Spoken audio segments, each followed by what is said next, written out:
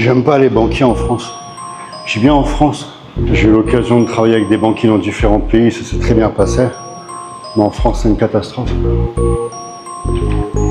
Tu as monté ton business, bon déjà, si tu as besoin de 10, 15, 20 000 euros à tes débuts, laisse tomber. Si t'as pas ton daron à mettre en caution, c'est même pas la peine. Et une fois que ton business il fonctionne, j'ai bien un business qui fonctionne.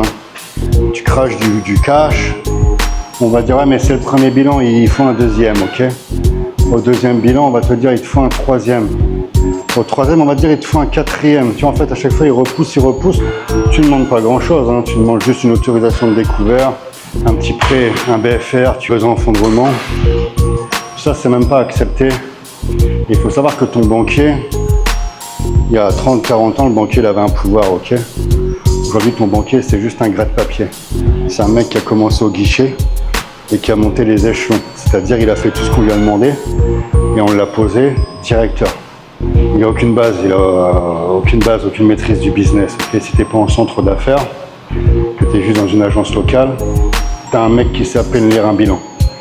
Le mec ne sait à peine lire un bilan, ok, c'est ça qu'il faut que tu te dises. C'est pour ça que j'ai aucun sentiment pour les banquiers, parce que rappelle-toi de cette phrase que les anciens m'ont toujours dit.